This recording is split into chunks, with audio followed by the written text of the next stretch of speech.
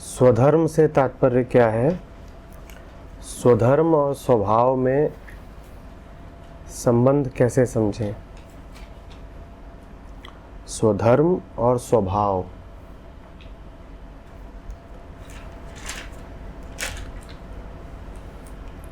मन है, जीवन है और मन की हर प्रकार की गति है।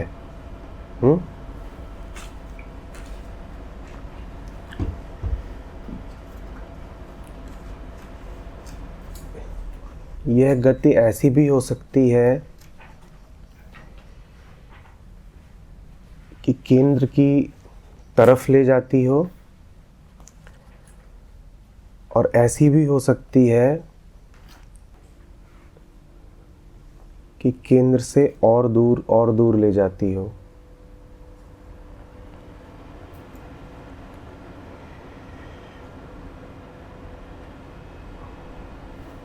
मन को कम से कम सतही तौर पर पूरी आज़ादी है कैसी भी गति करने की।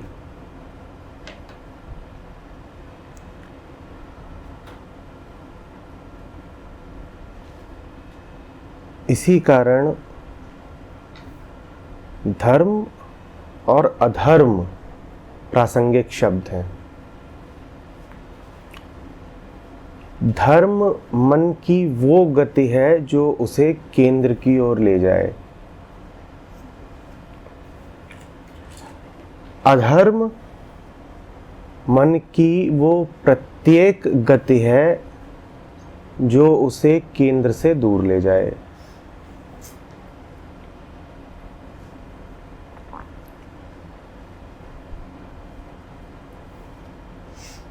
धर्म शब्द का उपयोग सिर्फ मन के लिए किया जा सकता है। केंद्र पर जो है उसे कहेंगे आध्यात्मिकता। तो धर्म का आखिरी लक्ष्य, धर्म का उपयोग यही है कि वो आपको आध्यात्मिकता में स्थापित कर दे।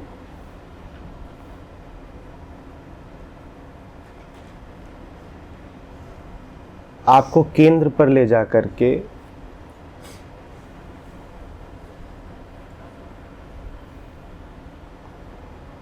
शून्य पर आपका आसन लगा दे, वही धर्म है।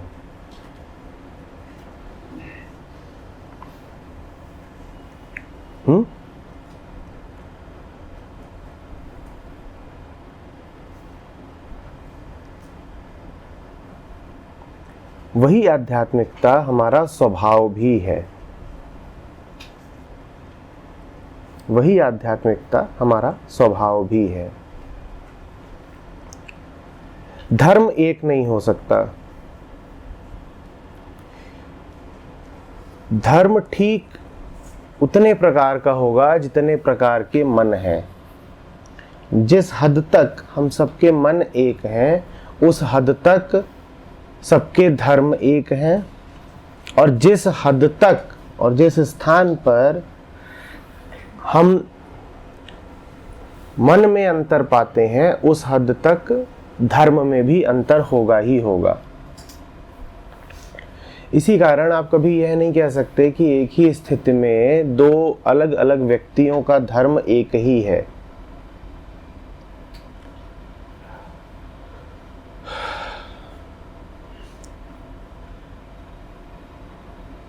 स्वधर्म वो जो आपके मन को, स्वमन को स्वभाव की ओर ले जाए।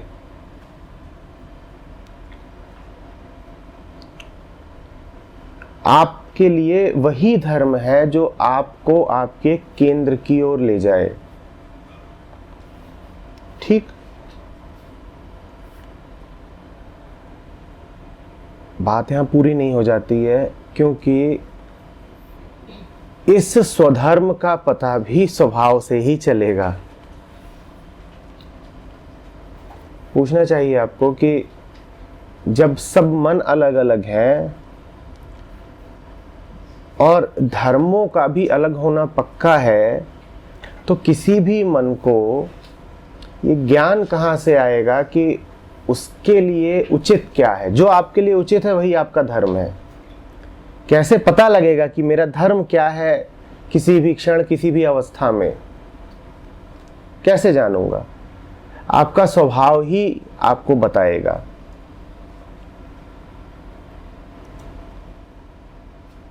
तो मजेदार बात है, धर्म वो जो स्वभाव की ओर ले जाए, और वो आपको स्वभाव की ओर ले जाए, ये काम स्वयं स्वभाव ही करता है।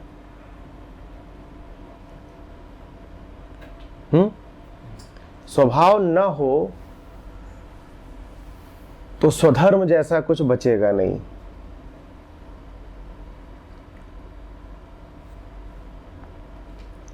समझ रहे हैं?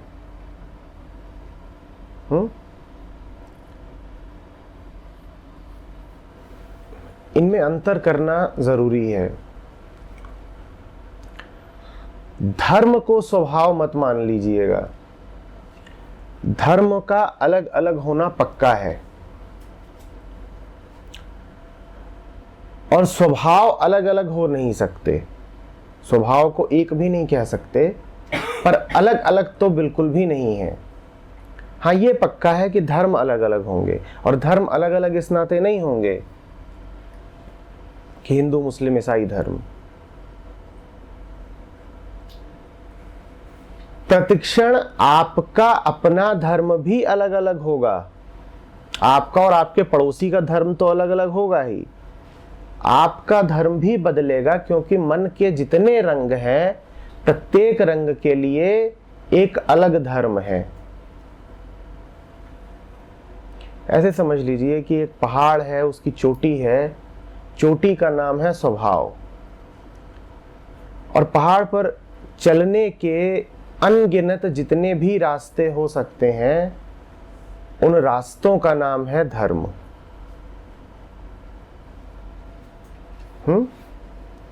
तो धर्म क्या है? आप कहां पर स्थित हैं, उसके अनुसार चोटी तक पहुंचने का मार्ग अलग हो जाएगा। और विशाल पहाड़ है, आप कहीं भी हो सकते हैं।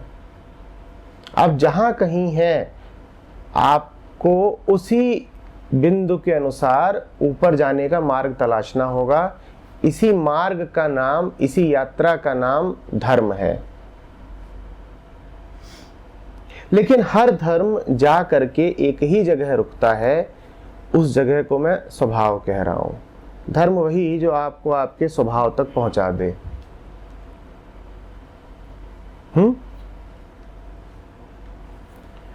अगर कोई लगातार यात्रा पर ही रहा आए और कभी चोटी तक ना पहुंचे, वो पाए कि उसको चलते ही रहना पड़ रहा है, कभी रुकने जैसा कुछ आ ही नहीं रहा उसके जीवन में, तो बड़ा पागलपन का कोई रास्ता पकड़ लिया है उसने। यह आदमी गर्व के साथ जीवन भर यह तो कह पाएगा कि मैं धार्मिक हूं, पर इसकी धार्मिकता बड़ी विक्षिप्त धार्मिकता है। ये जिंदगी भर कह पाएगा कि मुझे जो जो बातें बताई गई थी दूसरों के द्वारा, उनका मैंने पालन किया। और इस बिंदु पर हम एक नए शब्द पर पहुंच जाते हैं, परधर्म। गीता में कृष्ण कहते हैं, परधर्मो भयावह। परधर्म वही है जो आपके स्वभाव से न निकलता हो, जो आपको किसी ने थमा दिया हो, जिसका पता आपको आपकी चेतना से नहीं लगा है। ये तथाकथित धार्मिक आदमी का धर्म है।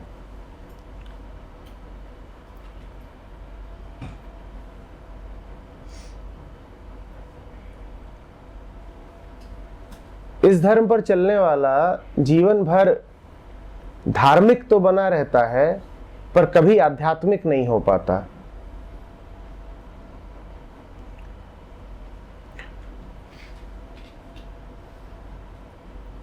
वो गौरव के साथ कहता है कि मैंने जीवन भर सारे सिद्धांतों का पालन किया है,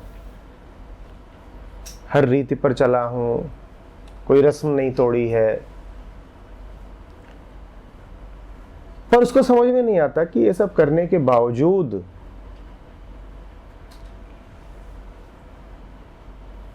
उसे वो आखिरी बिंदु कभी नसीब क्यों नहीं हुआ। इतनी यात्रा करने के बावजूद वो वहां क्यों नहीं पहुंचा जहां पहुंचना इस सारी यात्रा का मंतव्य था।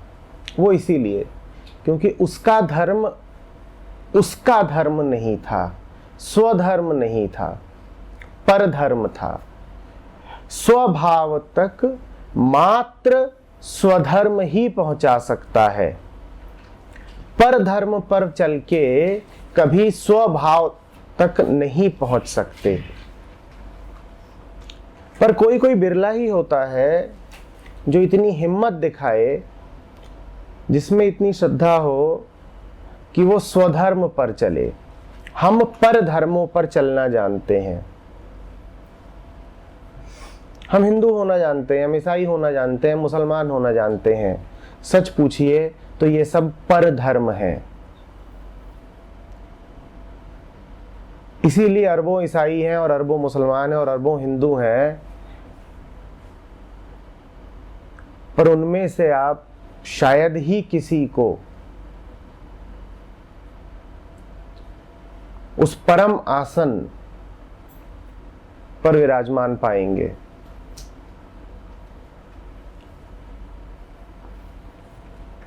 क्योंकि ये सब पर धर्म पर चलने वाले लोग हैं। इनमें से किसी ने ये जहमत नहीं उठाई है कि स्वभाव में जा करके स्वयं देखें कि उचित क्या है मेरे लिए। इन्होंने वही किया है जो शास्त्रों ने, ग्रंथों ने, पंडितों ने बता दिया है कि करना चाहिए, और ये वैसा ही जीवन जी रहे हैं और हद ये कि उम्मीद कर रहे हैं कि ऐसा जीवन जीने से इन्हें स्वभाव की प्राप्ति हो जाएगी।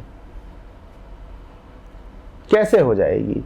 पर धर्म पर चलकर स्वभाव कैसे मिल जाएगा?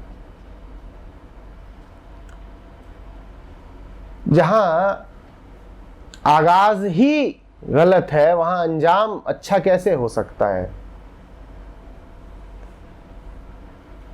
न जाना, न समझा, न विचार किया, न ध्यान किया,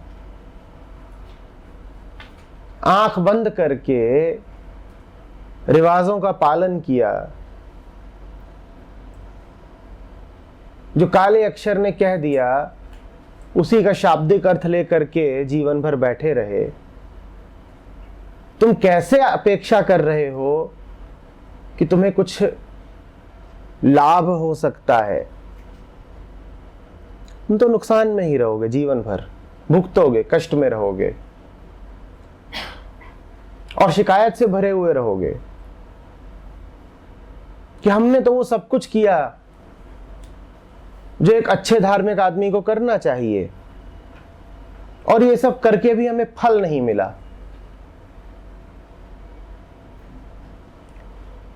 वो पक्का है कि नहीं मिलेगा।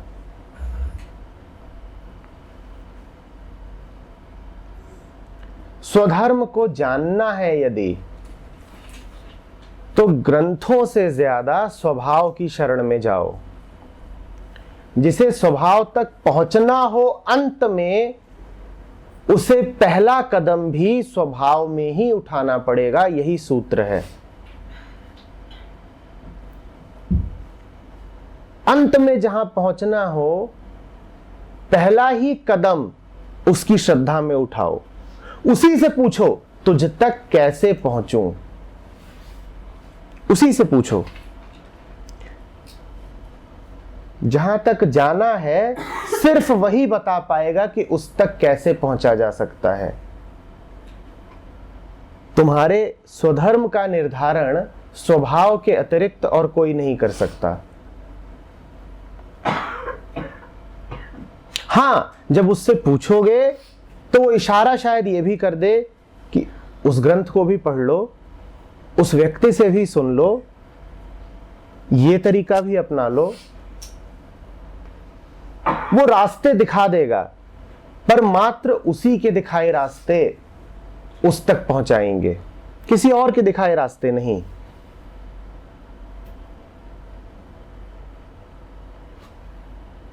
इस बात पर हम जितना चिंतन करें कम है। जिस तक पहुंचना है उस तक पहुंचकर यात्रा शुरू करो। स्वभाव तक जाना है ना, तो स्वभाव से ही पूछकर यात्रा शुरू करो। बात उल्टी लगती है, आप कहोगे जब उस तक जाना है तो पहले ही उससे कैसे पूछे, अभी तो उस तक पहुंचे नहीं ना। जिसे स्वभाव को पाना है उसे पहले ही कदम पर स्वभाव को पा लेना होगा और फिर आगे बढ़ना होगा। जो पहले ही कदम पर स्वभाव को पा लेगा वही जान पाएगा कि उचित रास्ता क्या है, उसी का नाम स्वधर्म है। उचित मार्ग का ही नाम स्वधर्म है। स्वधर्म क्या है? रोजमर्रा की दैनिक जो हमारी परिस्थितियां हैं, प्रतिक्षण जो हम कदम उठा रहे हैं, जो निर्णय ले रहे हैं, क्या हो वो निर्णय, क्या कहूं मैं, उठूं कि ना उठूं, बैठूं कि ना बैठूं, कहीं जाऊं कि ना जाऊं, यही सब धर्म है। निरंतर मुझे क्या गति करनी है, इसी का नाम धर्म है। अभी बैठा रहूं या लेट जाऊं, इस स्थिति में खाना उचित है कि नहीं, मांगूं कि ना मांगूं, ये सब धार्मिक प्रश्न है। हर कर्म, हर विचार धर्म के दायरे में आता है, कुछ भी उससे अछूता नहीं है। और कोई ग्रंथ नहीं है ऐसा जो आपको बता सके कि 24 घंटे प्रतिपल आपको क्या करना चाहिए। और आप पागल हो जाएंगे यदि अपने हर निर्णय के लिए आपको किसी ग्रंथ की सलाह लेनी पड़े।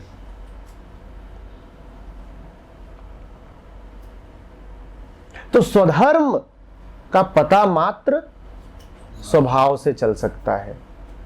और जो स्वभाव की शरण में नहीं गया है वो बहुत भटकेगा।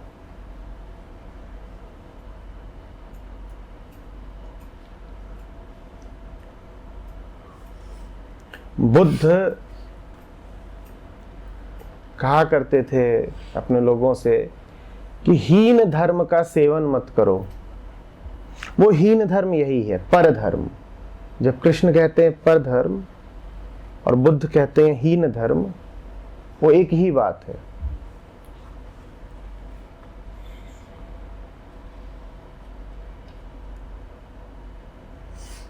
हर वो धर्म जो तुम्हारी अपनी चेतना से नहीं निकला है झूठा है।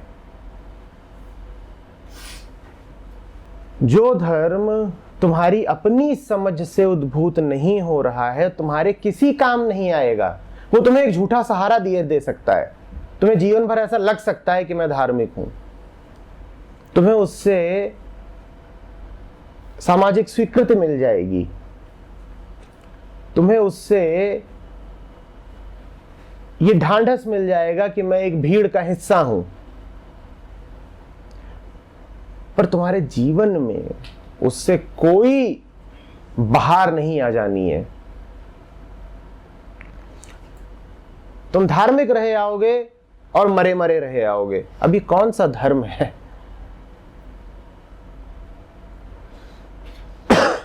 कौन सा धर्म है और ये कैसा धार्मिक आदमी है?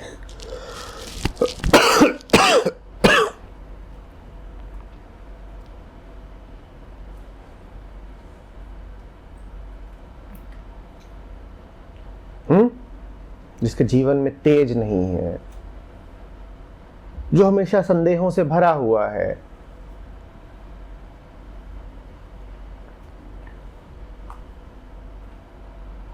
जो डरा रहता है, ये है धार्मिक।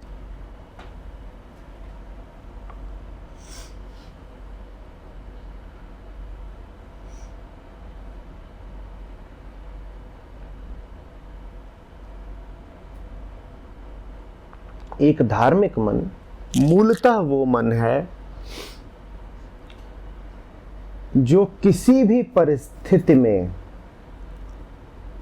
देखे एक ही दिशा में।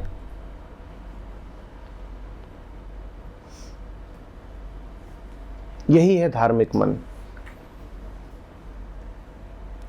जिसके पास मात्र एक सहारा है, दूसरी दिशा वो देखता ही नहीं।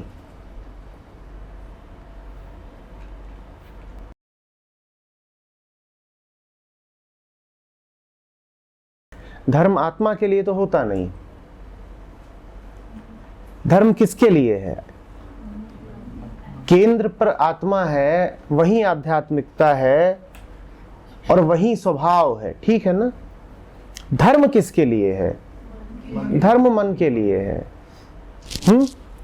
धर्म की किंचित भी आवश्यकता नहीं है मन को, यदि मन पहले ही आत्मा में आरूढ़ हो।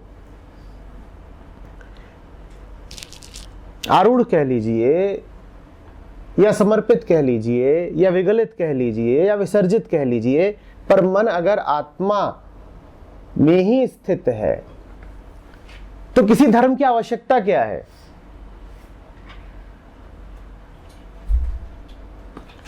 किस मन के लिए अभी धर्म शब्द प्रासंगिक है? ठीक, जहां दूरी है, यहां दूरी है, और जहां दूरी है निश्चित रूप से वहां क्या है? अहंकार है, क्योंकि अहंकार के अलावा दूरी का और कोई कारण होता नहीं। तो अब कृष्ण कह रहे हैं कि स्वधर्म में निधन भी श्रेयस्कर है। तो उसका अर्थ इतना ही है कि जब धर्म के रास्ते पर चलोगे तो मौत तो देखोगे, और भला है कि वो मौत घटे, भला है कि निधन हो, श्रेय की बात है। किसकी मौत होगी? बस इतना ही कह रहे हैं वो, क्योंकि स्वधर्म का तो अर्थ ही है मिटना।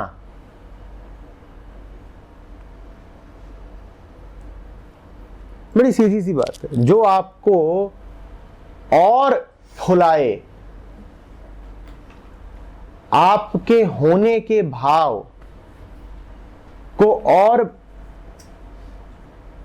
भारी कर दे, गहरा कर दे, वो अधर्म है। और जो आपको क्रमशः मिटाता चले, वो धर्म है।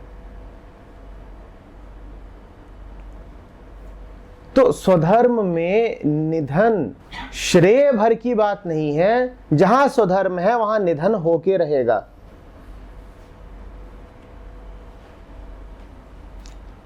निधन शब्द भी अपने आप में कहानी बताता है। निधन का अर्थ है खोना।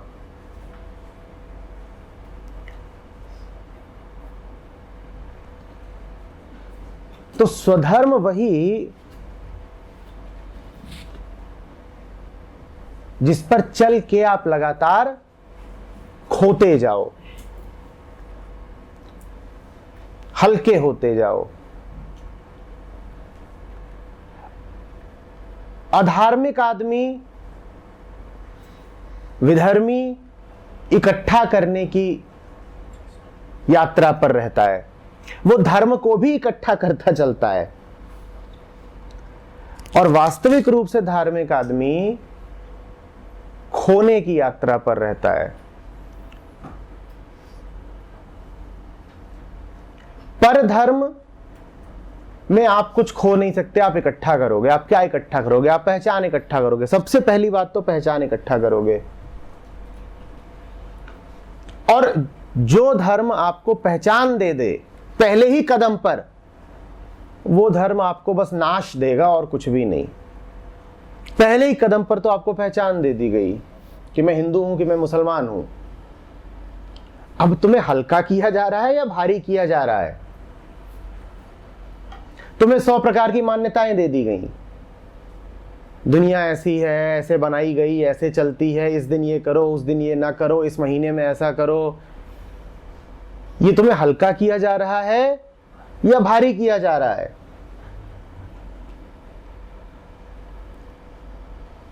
इस रास्ते पर नाश और दुख के अलावा कुछ नहीं है।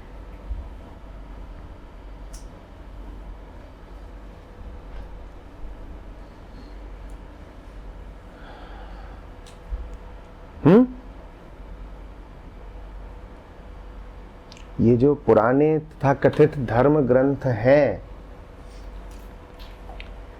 ये उपयोगी हैं। ये उपयोगी लेकिन तभी हैं जब इन्हें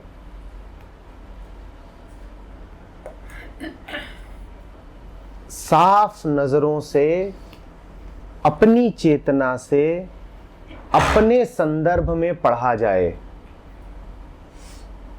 अन्यथा इनका कोई महत्व नहीं है।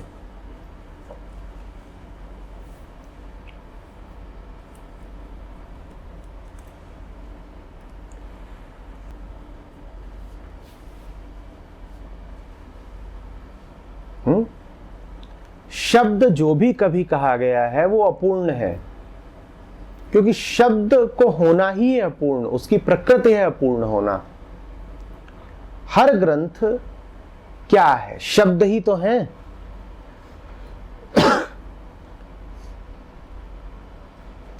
अपूर्ण को पूर्ण बनाती है आपकी चेतना। अपूर्ण शब्द पूर्ण की तरफ इशारा भर होता है, पर वो इशारा आप अपने स्वभाव की रोशनी में ही समझ सकते हैं। नहीं तो आपके हत्थे सिर्फ एक आधा अधूरा शब्द लगेगा और वो आपके काम नहीं आएगा। ऐसा नहीं कि कहने वाले ने कोई कमी छोड़ दी है, कहने वाले ने जितना कहा जा सकता था अधिक से अधिक और ऊंचा से ऊंचा वो कहा है, पर वो आपके काम नहीं आएगा।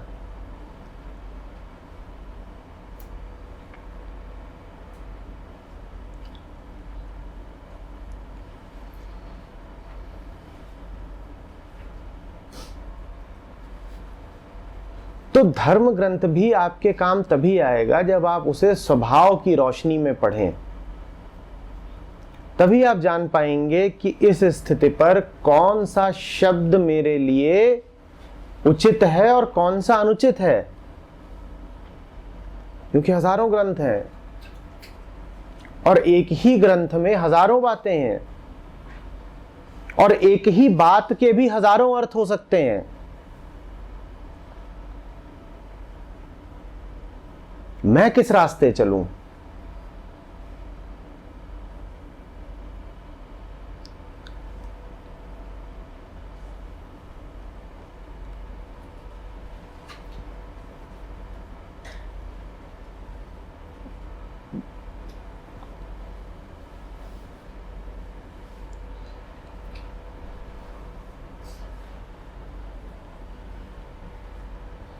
देखिए, ये बहुत मजेदार चीज है, इसको समझिए अच्छे से। कोई ग्रंथ श्रद्धा का विकल्प नहीं बन सकता। हमारे धार्मिक ग्रंथ हमारी नास्तिकता की कहानी है। आप कहेंगे जो धर्म ग्रंथ पढ़ता हो वो तो बड़ा आस्तिक आदमी हुआ, वो मानता है इसलिए पढ़ता है। मैं कह रहा हूं बिल्कुल नहीं। चूंकि वो सीधे सीधे परम में श्रद्धा नहीं रखना चाहता, तो इसीलिए वो ग्रंथों में जाकर के मुंह छुपाता है।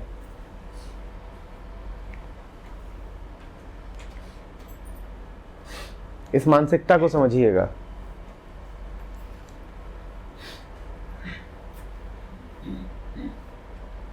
ग्रंथ क्या है? किताब है, कागज है, अक्षर है।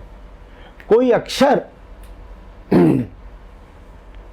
जीवित नहीं होता। कोई अक्षर आकर के आपके कान नहीं पकड़ेगा कि तुम गड़बड़ कर रहे हो। अक्षर को अर्थ आप देते हैं।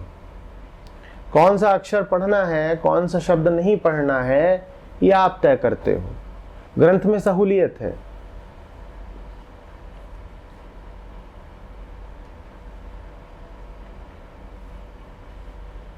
पर उस जीवित केंद्र पर यह सहूलियत नहीं है।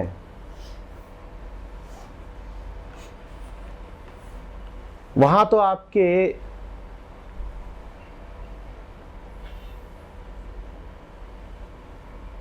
एक एक विचार का और एक एक कर्म का लेखा जोखा रखा जा रहा है। कोई किताब नहीं लेखा जोखा रख सकती, पर केंद्र तो रखता है।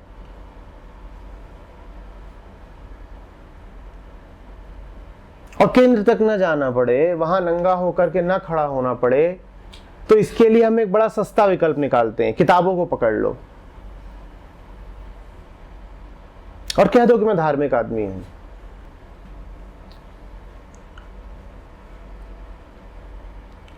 खूब किताबें पकड़ लो। अब जीवन मरा मरा सा है, न निर्भयता है,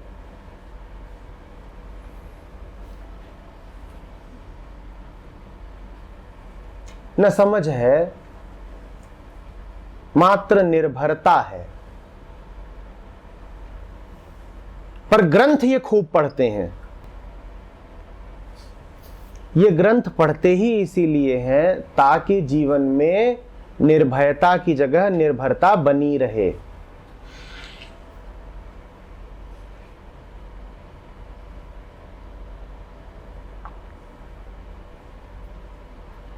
ये एक झूठ है, ये अपने ही खिलाफ एक साजिश है।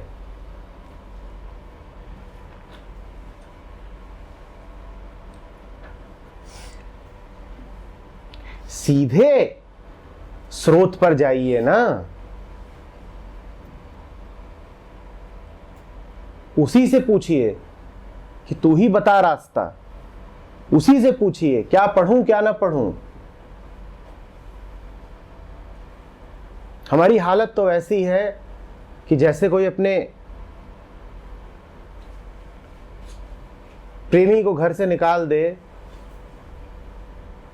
और अपना घर उसकी तस्वीरों से भर ले।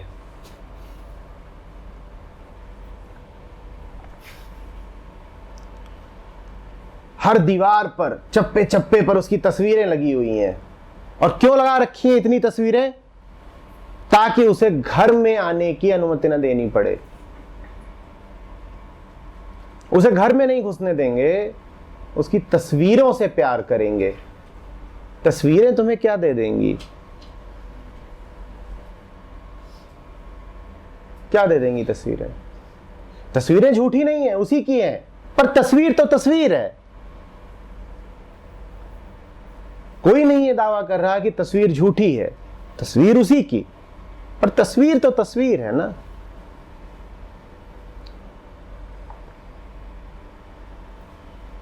एक तस्वीर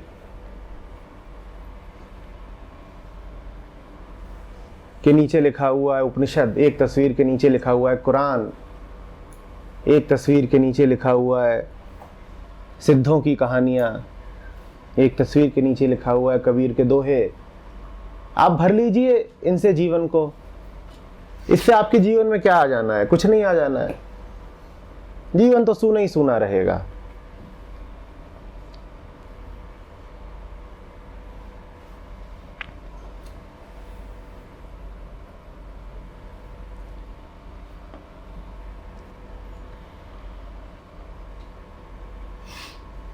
पर तस्वीरों के साथ सहूलियत है।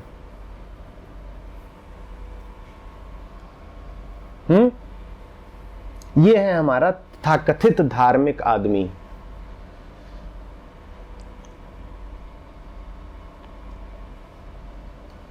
ये वास्तविक को जीवन में आने की अनुमति नहीं देता है और नकली को विकल्प के तौर पे इस्तेमाल करता है।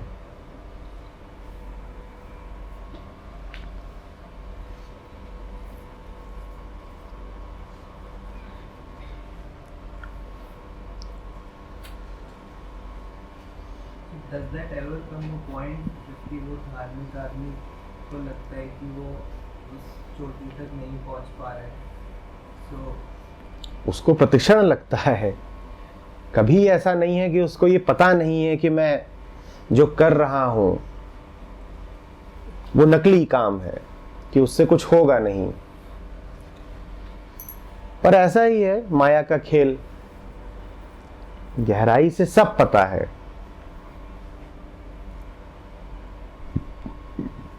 लेकिन डर इतनी जबरदस्त चीज होती है कि एक बार उसको आपने प्रवेश दे दिया, फिर वो आपको खुल करके खेलने नहीं देती। जानते तो हैं कि जिन रास्तों पर चल रहे हैं वो अंधे रास्ते हैं, कि उनसे वो मंजिल कभी नहीं मिलेगी जिसकी तलाश है, ये अच्छे से पता है, पर अभ्यस्त हो गए हैं इन्हीं रास्तों पर चलने के। किसी नई तरफ जाने में बड़ा डर लगता है।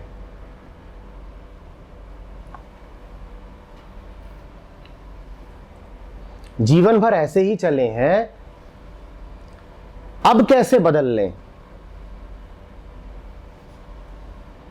और हम तो जो चले हैं सो चले हैं, सब अगल बगल वाले ऐसे ही चल रहे हैं, कैसे बदल लें? ये डर किसी धर्म ग्रंथ के मिटाए नहीं मिटेगा। ये डर तो सीधे उसकी शरण में जाके ही मिटेगा, ग्रंथ नहीं मिटाएगा। ग्रंथ तो खुद शुरू होता है इन वाक्यों से कि हमारी रक्षा करो,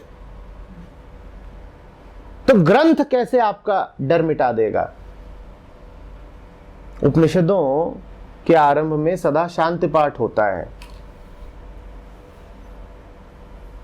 और वो यही होता है कि अब हम बैठ रहे हैं बात करने के लिए, हमारी रक्षा करना।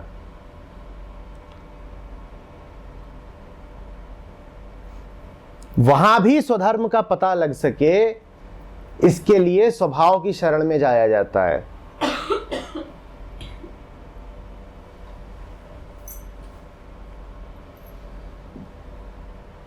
पर आप अगर उपनिषद को श्रद्धा का विकल्प बनाओगे तो क्या पाओगे? क्या पाओगे?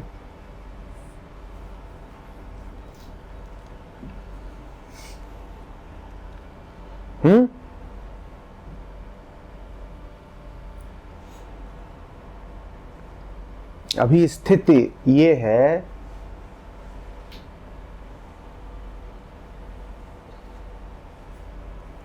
कि हिंदू तो खूब है, ओए हिंदुत्व की बात करने वाले खूब हैं,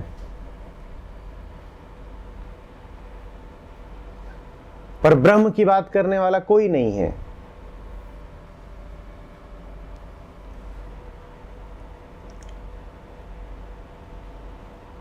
इस्लाम की तरफ जाने वाले भी बहुत हैं। इस्लाम की बड़ी फिक्र है, अल्लाह की फिक्र नहीं है।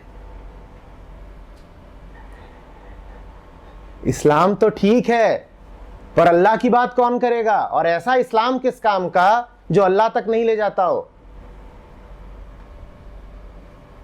ऐसा धर्म किस काम का जो केंद्र तक न ले जाता हो?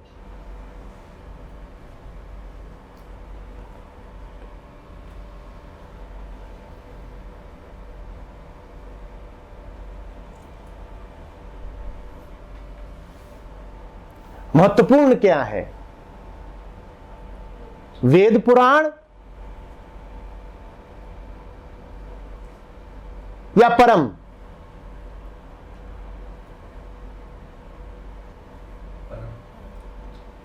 ग्रंथों की सार्थकता इसमें ही तो है ना कि वहां तक ले जाएं, पर वहां तक कैसे ले जाएंगे अगर वो आपकी अपनी चेतना को सुलाए रखने में मदद कर रहे हैं कि हम सोते रहें, हम सोते रहें, बाकी मंदिर तो है ही।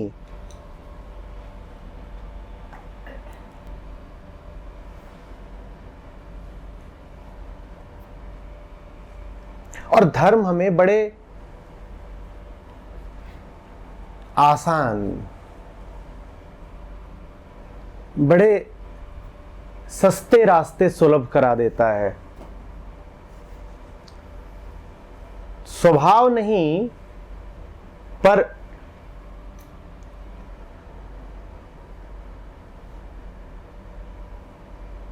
सस्तापन।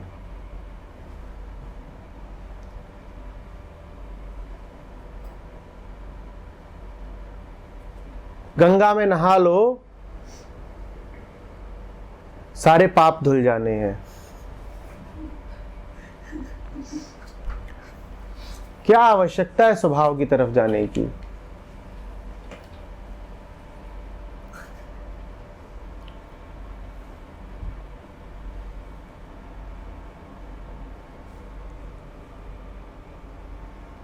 हमारे धर्म बिल्कुल वही हीन धर्म हैं जिनके विरुद्ध बुद्ध ने हमें चेताया था। ये धर्म हमें, ये तो छोड़ ही दीजिए कि केंद्र की तरफ ले जा रहे हैं, ये धर्म हमें लगातार केंद्र से विमुख किए हुए हैं।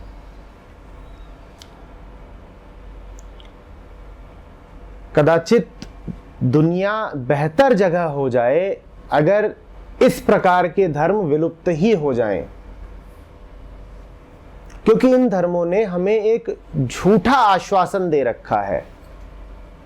जो आदमी आध्यात्मिक है नहीं, उसको आश्वासन दे रखा है कि तुम आध्यात्मिक हो। जो आदमी धार्मिक है नहीं, उसको भ्रम दे रखा है कि तुम धार्मिक हो। इन धर्मों के हटने से ये झूठे आश्वासन, ये झूठे भ्रम हटेंगे।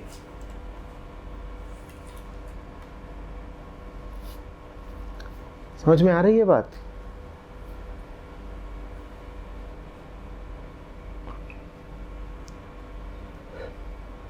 जब ये झूठे धर्म हटेंगे तब शायद स्वधर्म का उदय होना आसान हो जाएगा।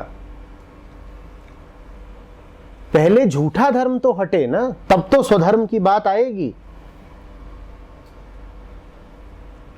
अभी तो पकी पकाई खिचड़ी उपलब्ध है कि जब ऐसी स्थिति हो तो ये कर लो और जब ऐसी स्थिति हो तो ये कर लो, यही धर्म है।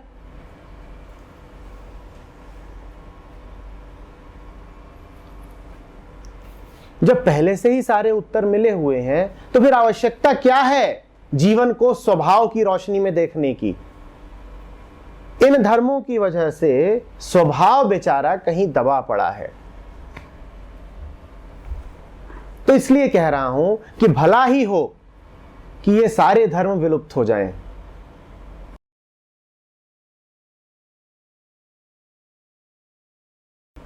धर्म निकलता है परम चेतना की ऊर्जा से। कोई भी धर्म ग्रंथ लिखा इसलिए नहीं जाता है कि लोगों का शोषण हो सके। लेकिन मैं फिर कह रहा हूं, धर्म ग्रंथ के पीछे ध्यान की ऊंचाई है, लेकिन वो ऊंचाई अभिव्यक्त तो शब्दों के ही रूप में हो रही है ना। हर धर्म ग्रंथ क्या है? शब्द ही तो है। शब्द, उन शब्दों को समझने वाला कौन है? कौन है? आप, मन। आप उन्हें कैसे समझोगे जब तक मन में न समझ है न श्रद्धा है?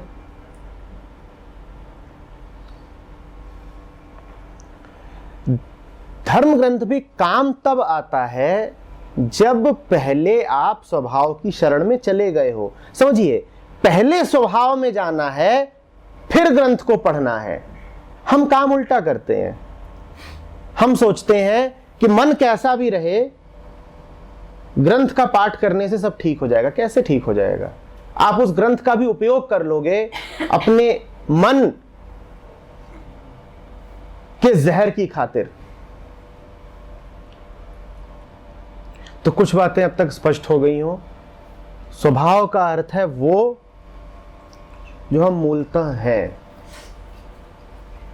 ठीक? स्वभाव है केंद्र, स्वभाव है आत्मा।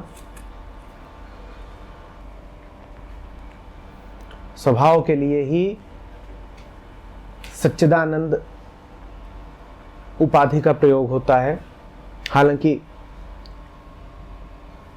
स्वभाव को कोई उपाधि दी नहीं जा सकती, आत्मा की कोई उपाधि होती नहीं, पर फिर भी वो मन की अवस्था होती है जैसे जैसे वो केंद्र के करीब पहुंचता जाता है। सच्चित आनंद, ये स्वभाव है। धर्म वो जो हमें उस अवस्था तक ले जा सके। धर्म हर वो कर्म और विचार है जो हमें वहां तक ले जा सके। वहां तक जाने की यात्रा हल्का होने की यात्रा है। मतलब वो कर्म और विचार ऐसा होगा जो अपने पीछे अपना कोई अवशेष, अपनी कोई रेसिड्यू ना छोड़ता हो, अपना कोई कर्मफल ना छोड़ता हो। वो धार्मिक कर्म है जो अपने पीछे अपने कोई निशान न छोड़ जाता हो, आपको और भारी न कर जाता हो।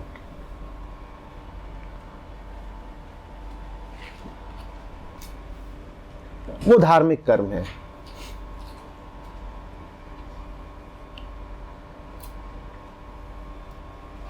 कैसे हो निर्धारण, कैसे पता चले कि वो कर्म क्या है? स्वभाव की ही शरण में जाकर के। स्वधर्म जानना है, स्वभाव से पूछिए। स्वभाव इंटेलिजेंस भी होगा।